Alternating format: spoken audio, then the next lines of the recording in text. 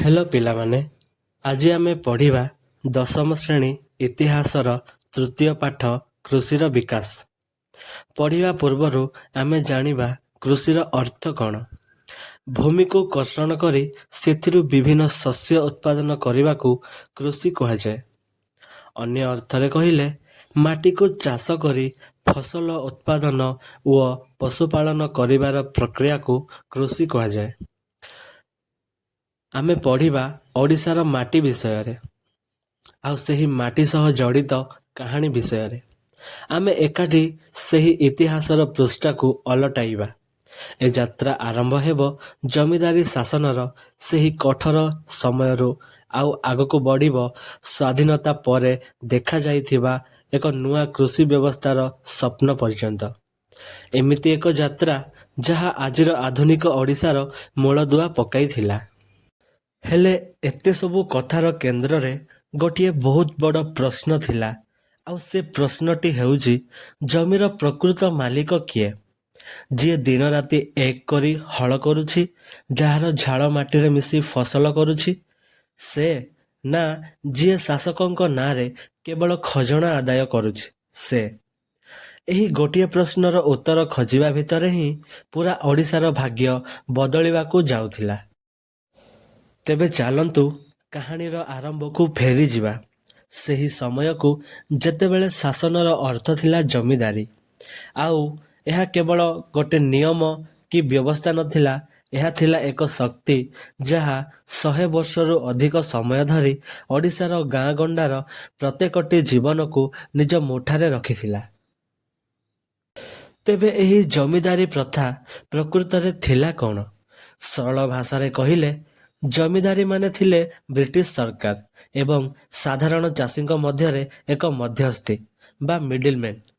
कागज पत्र तो सेमानंकर काम थिला खाली खजना आदाय करिबा, किंतु वास्तव क्षेत्र रे एही पूरा व्यवस्थाटी चाषी मानंक पई शोषणर एक अंतहीन चक्र पालटी जाइथिला।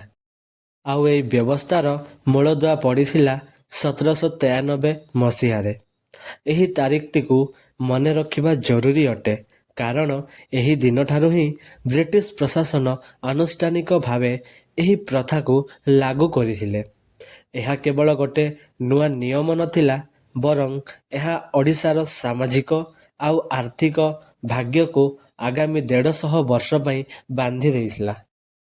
जेतेबेले स्वाधीनतार सूर्य उइला, एही अंधकार जुगर अंत भी हेला, किंतु आश्चर्यर कथा एही शोषणकारी व्यवस्था विरुद्धरे सबुठु बड़ स्वर कौनसी सरकारी आईन नथिला। एहा थिला लोकमानंकर निज आंदोलन, जार कि नाम थिला भूदान आंदोलन। एही आंदोलनर प्रेरणा थिले विनोबा भावे एवं तांकर एक सरल किंतु बहुत शक्तिशाली विचार।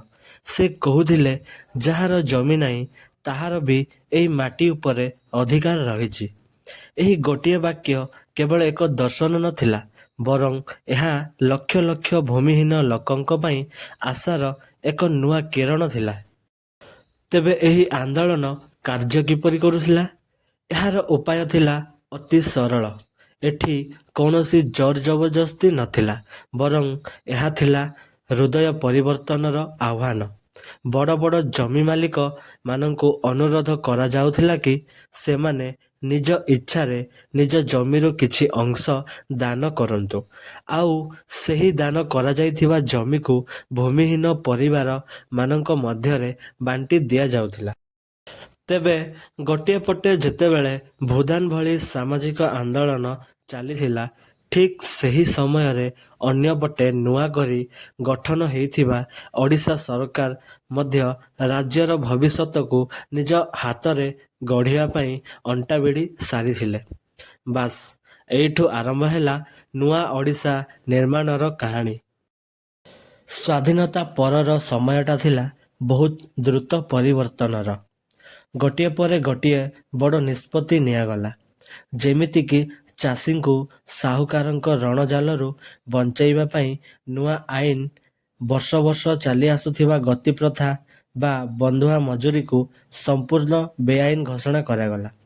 ଆଉ ସେହି ବର୍ଷ 1948ରେ ହୀରାକୁଦ ଡ୍ୟାମର ଭିତ୍ତିପ୍ରସ୍ତର ସ୍ଥାପନ ହେଲା ଏବଂ ଓଡ଼ିଶା କୃଷି ବିଭାଗ ବି ଗଠନ କରାଗଲା। ଏହି ସବୁ ଗୋଟିଏ ଗୋଟିଏ ନୂଆ ଆରମ୍ଭର ସ୍ପଷ୍ଟ ସଂକେତ ଥିଲା। ଆଉ ଏହି ପରିବର୍ତ୍ତନ କେବଳ ଆଇନ କାନୁନରେ ନଥିଲା, ଏହା ଥିଲା ଲୋକଙ୍କ ଚିନ୍ତାଧାରାରେ। ଦେଖନ୍ତୁ, ପୂର୍ବରୁ ମରୁଡ଼ି ହେଲେ ଟେଷ୍ଟ ରିଲିଫ୍ ନାଁରେ କିଛି ସାମୂହିକ କାମ ଦେଇ ସମସ୍ୟାକୁ ଟାଳି ଦିଆଯାଉଥିଲା, କିନ୍ତୁ ହୀରାକୁଦ ଭଳି ପ୍ରକଳ୍ପ ଏକ ସ୍ଥାୟୀ ସମାଧାନର ପ୍ରତୀକ ଥିଲା। ବନ୍ୟା ମରୁଡ଼ି ସହ କିଛି ଦିନ ପାଇଁ ଲଢ଼ିବା ନୁହେଁ, ବରଂ ଭବିଷ୍ୟତକୁ ସୁରକ୍ଷିତ କରିବା ପାଇଁ ଏକ ଦୀର୍ଘମ୍ୟାଦୀ ଯୋଜନା ଅଟେ। ଏହି ବିଶାଳ ଯୋଜନା କେବଳ ହୀରାକୁଦ ଭିତରେ ସୀମିତ ନଥିଲା, ଏହା ଥିଲା ଏକ ବଡ଼ ସ୍ୱପ୍ନର ଅଂଶ। ଇନ୍ଦ୍ରାବତୀଠାରୁ ଆରମ୍ଭ କରି ଭୀମକୁଣ୍ଡ ପର୍ଯ୍ୟନ୍ତ ସାରା ଓଡ଼ିଶାରେ ଜଳସେଚନର ଏକ ନୂଆ ନକ୍ସା ତିଆରି କରାଯାଉଥିଲା। ଲକ୍ଷ୍ୟ ଥିଲା ଗୋଟିଏ, ପ୍ରତିଟି ମାଟିକୁ ପାଣି ମିଳୁ ଏବଂ ପ୍ରତିଟି ଚାଷୀର ଭାଗ୍ୟ ବଦଳୁ।